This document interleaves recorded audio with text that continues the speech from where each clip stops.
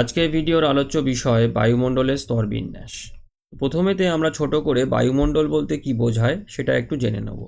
তো বায়ুমণ্ডল হচ্ছে আমাদের পৃথিবীর ভূপৃষ্ঠ থেকে প্রায় 10,000 কিলোমিটার উচ্চতা পর্যন্ত বিস্তৃত যে গ্যাসীয় আবরণ পৃথিবীকে বেষ্টন করে আছে তাকেই পৃথিবীর বায়ুমণ্ডল বলে।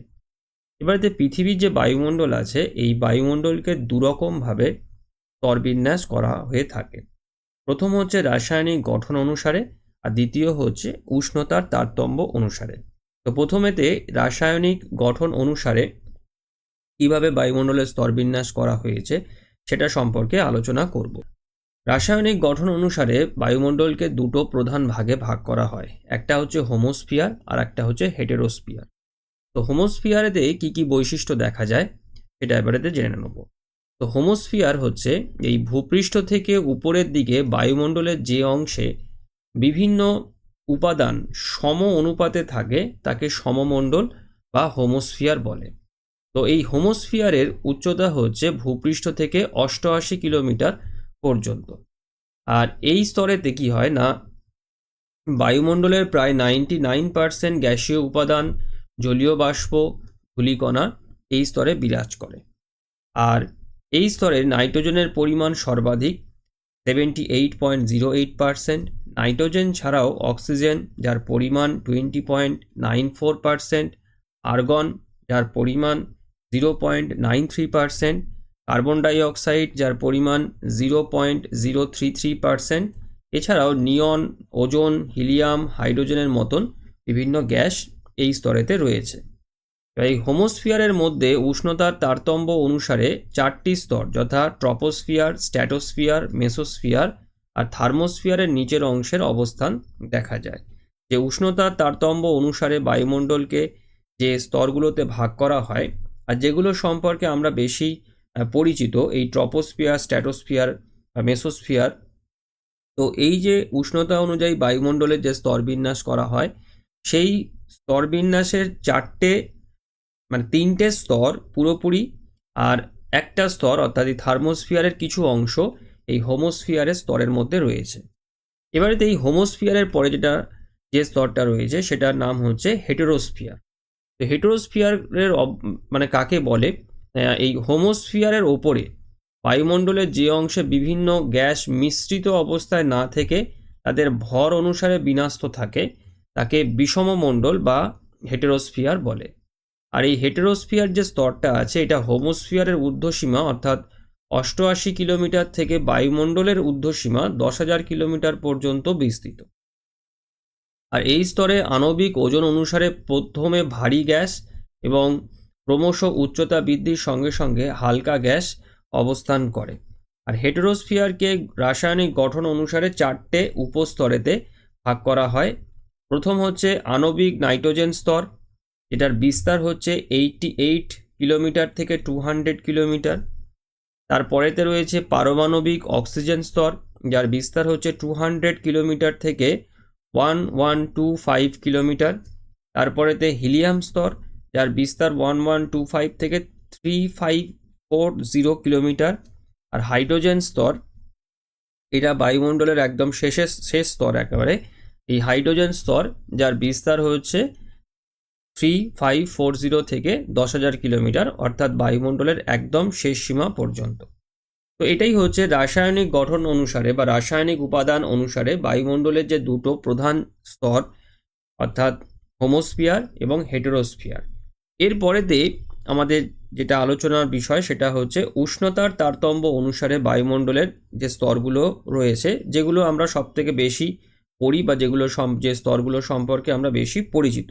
তো সেই উষ্ণতার তারতম্য অনুসারে বায়ুমণ্ডলের যে স্তরগুলো রয়েছে সেগুলো এবারে আমরা জানবো। প্রথমে আসি হচ্ছে ট্রপোস্ফিয়ার। তো এই ট্রপোস্ফিয়ারেতে কি কি বৈশিষ্ট্য দেখা যায়?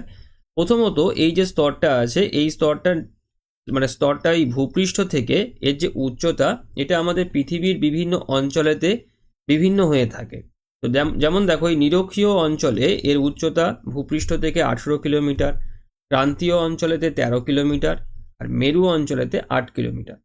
এবারে এর যে গড় যে উচ্চতা যেটা ধরা হয় সেটা হচ্ছে এই ভূপৃষ্ঠ থেকে 12 কিলোমিটার উচ্চতা পর্যন্ত মোটামুটিভাবে এই ট্রপোস্ফিয়ার স্তরটা বিস্তৃত। আর এই স্তরেতে প্রতি 1000 মিটার উচ্চতা বৃদ্ধির সঙ্গে সঙ্গে 6.4 ডিগ্রি সেন্টিগ্রেড, তোমরা কোনো কোনো বইতে 6.5 ডিগ্রি সেন্টিগ্রেডও পেতে পারো, তো উষ্ণতা হ্রাস পায়। একে উষ্ণতা মানে হ্রাসের হার, মানে স্বাভাবিক উষ্ণতা হ্রাসের হার বা normal lapse rate of temperature বলে। মানে ট্রপোস্ফিয়ারেতে যত উচ্চতা বৃদ্ধি পায়, প্রতি 1000 মিটার উচ্চতা বৃদ্ধির সঙ্গে সঙ্গে এই 6.4 ডিগ্রি সেন্টিগ্রেড করে উষ্ণতা কমতে থাকে, এটাকে এই ল্যাপস রেট বলা হয়। আর এই কারণেতে এই ট্রপোস্ফিয়ারের ঊর্ধ্বসীমায় এই উষ্ণতা কমে কমে নিরক্ষীয় অঞ্চলেতে -80 ডিগ্রি সেন্টিগ্রেড আর মধ্য অক্ষাংশে -58 ডিগ্রি সেন্টিগ্রেড হয়ে থাকে। আর বায়ুমণ্ডল গঠনকারী উপাদান যথা বিভিন্ন গ্যাস, জলীয় বাষ্প, ধূলিকণার প্রায় 75% এই স্তরে লক্ষ্য করা যায়। এছাড়া এই স্তরেতে বায়ু প্রবাহ, মেঘ, ঝড়, বৃষ্টি, বজ্রবিদ্যুৎ প্রভৃতি এই যে বায়বীয় যে গোলযোগ, সেই গোলযোগগুলো ঘটে বলে এই স্তরকে ক্ষুব্ধ মণ্ডল বলা হয়ে থাকে।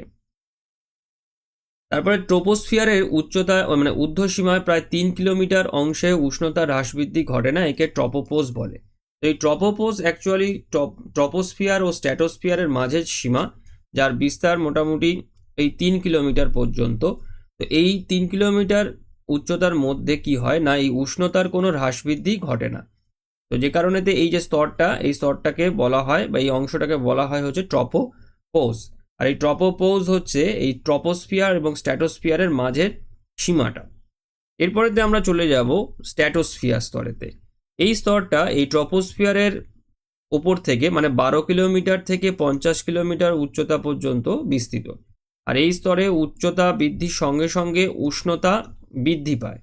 এখানে একটা বিষয় লক্ষ্য রাখবে, দেখো ট্রপোস্ফিয়ারেতে উষ্ণতা কমে যায়, আবার স্ট্র্যাটোস্ফিয়ারের মধ্যে এসে সেই উষ্ণতা আবার আস্তে আস্তে বাড়তে থাকে, এবং স্ট্র্যাটোস্ফিয়ারের ঊর্ধ্বসীমায় এই উষ্ণতা বেড়ে দাঁড়ায় 4 ডিগ্রি সেন্টিগ্রেড। আর এই স্তরেতে এই 20 থেকে 35 কিলোমিটার উচ্চতায় এই ওজোন গ্যাসের ঘনত্ব সব থেকে বেশি থাকে, মানে ওজোন গ্যাস পাওয়া যায়, যে কারণেতে এই যে অংশটা, এই অংশটাকে ওজোন স্তর বা ওজোনোস্ফিয়ার বলা হয়। আর আমরা প্রত্যেকে জানি যে এই যে ওজোন গ্যাস, এই ওজোন গ্যাস সূর্য থেকে আসা ক্ষতিকর অতি বেগুনি রশ্মিকে শোষণ করে জীবজগৎকে ধ্বংসের হাত থেকে রক্ষা করছে। আর এই অতি বেগুনি রশ্মির শোষণের কারণেই এই স্ট্র্যাটোস্ফিয়ারের উষ্ণতা বৃদ্ধি পেতে থাকে। এইটা হচ্ছে এর কারণ, মানে স্ট্র্যাটোস্ফিয়ারে যে এই উষ্ণতা বৃদ্ধি পায়, এই উষ্ণতা বৃদ্ধির অন্যতম কারণ যখন এই ওজোন গ্যাসের সঙ্গে অতি বেগুনি রশ্মির সংঘর্ষ হয়, মানে ওজোন গ্যাসের যে মানে কণা যেগুলো রয়েছে, তখন তাপ উৎপন্ন হয়। তো সেই তাপের কারণেতে এই স্ট্র্যাটোস্ফিয়ারের উষ্ণতা বৃদ্ধি পেতে থাকে। তো এটাই কারণ। আর এখানেতে দেখো এই মেঘ, বায়ুপ্রবাহ, ঝড় বৃষ্টি ইত্যাদি কিছুই দেখা যায় না বলে এই স্তরকে শান্তমণ্ডল বলা হয়। আর যার কারণে এই জেট বিমানগুলি এই স্তরের মধ্য দিয়ে চলাচল করে। তোমরা অনেকেই খেয়াল করে দেখবে যে আকাশেতে মাঝে মাঝে এই যে জেট বিমান যখন মানে ওড়ে বা আমাদের যখন নজরে পড়ে কোনো জেট বিমান, দেখবে ওর পিছনে ধোঁয়াটা সাদা একটা লম্বা হয়ে শিরার আকারেতে থেকে যায়। তো ওই জেট বিমানটা কি হয় না, এই স্ট্র্যাটোস্ফিয়ারের মধ্যে দিকে যাচ্ছে। যেহেতু স্ট্র্যাটোস্ফিয়ারের মধ্যে এই বায়ুপ্রবাহ থাকে না, যার ফলে ওই ধোঁয়াটা মেলাতে অনেকটা সময় লাগে। তো সেই জন্য এটা দেখা যায় নিচ থেকে, যখন আমরা দেখতে পাই তখন একটা সরু শিরার মতন ওই ধোঁয়াটা দেখা যায়, তোমরা লক্ষ্য করলেই দেখতে পাবে। আচ্ছা, আর কি বৈশিষ্ট্য আছে দেখো, যে এই স্তরেতে বিশেষত মেরু অঞ্চলে মাঝে মাঝে এই বরফের কিলাস দ্বারা গঠিত এক প্রকার মেঘ দেখা যায়, যাকে এই শক্তি মেঘ বলে, বা ইংরেজিতে যেটাকে বলা হয় হচ্ছে মাদার অফ পার্ল ক্লাউড। এটা আর স্ট্র্যাটোস্ফিয়ারের ঊর্ধ্বসীমাতে এই উষ্ণতা অপরিবর্তিত থাকে, যাকে স্ট্র্যাটোপোজ বলা হয়। তো এই যে স্ট্র্যাটোপোজ ঠিক আগের ট্রপোপোজের মতনই এই স্ট্র্যাটোস্ফিয়ার আর মেসোস্ফিয়ারের মাঝের যে সীমার বা অংশ, এটাকে বলা হয় হচ্ছে স্ট্র্যাটোপজ।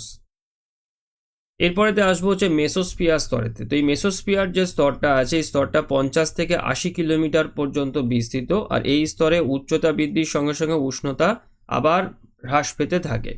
আর 80 কিলোমিটার উচ্চতায় উষ্ণতা কমে প্রায় -93 ডিগ্রি সেন্টিগ্রেড হয়। আর এটা বায়ুমণ্ডলের শীতলতম স্তর। বায়ুমণ্ডলের যে স্তরগুলো রয়েছে উষ্ণতার তারতম্য অনুযায়ী যে স্তরগুলো আমরা শ্রেণী বিভক্ত করেছি, তো সেই স্তরগুলোর মধ্যে সবথেকে শীতলতম স্তর হচ্ছে এই মেসোস্ফিয়ার। এবারে মহাকাশ থেকে ছুটে আসা যে উল্কাপিণ্ড যেগুলো থাকে, সেই উল্কাপিণ্ডগুলো এই স্তরের মধ্য দিয়ে যখন ভূপৃষ্ঠের দিকে ছুটে আসে তখন পুড়ে ছাই হয়ে যায়, যেটার কারণে অনেক উল্কা আছে যেগুলো আমাদের পৃথিবীর পৃষ্ঠেতে আছড়ে পড়ে না। এই মেসোস্ফিয়ার স্তরের মধ্যে সেটা নষ্ট হয়ে যায়, পুড়ে ছাই হয়ে যায়।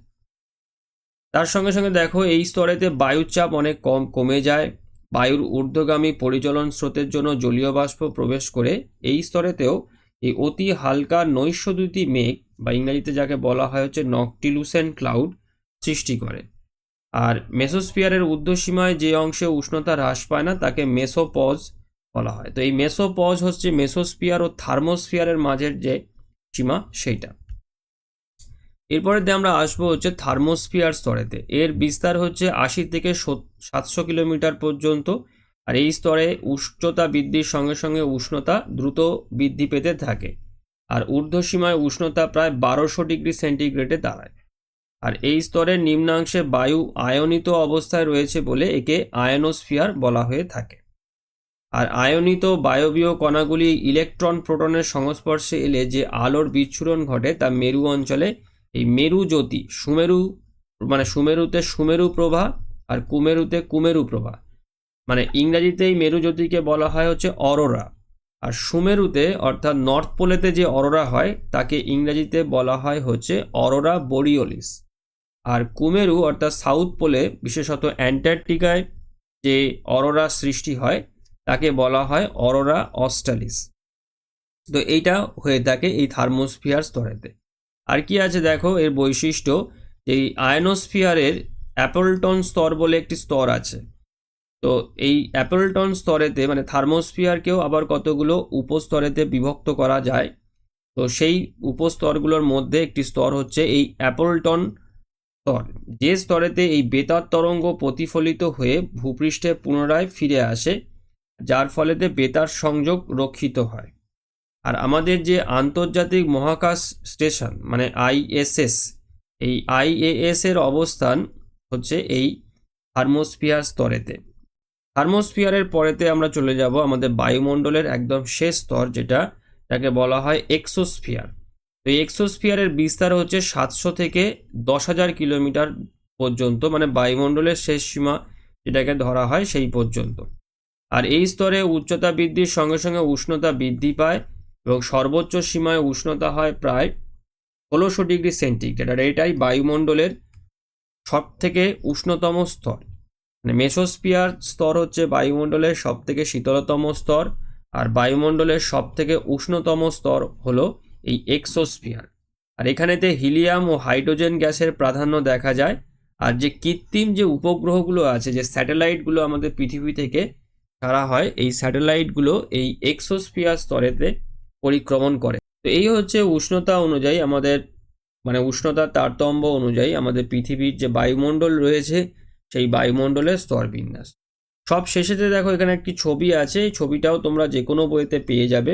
এবং যখন তোমরা এই স্তরগুলোকে পড়বে তখন এই ছবিটাকে পাশে রেখে তোমরা পড়বে, তাহলে খুব সহজেই তোমরা দেখতে পাবে যে কিভাবে এই স্তরগুলো অবস্থান করছে, ভূপৃষ্ঠ থেকে এই স্তরগুলো কিভাবে অবস্থান করছে।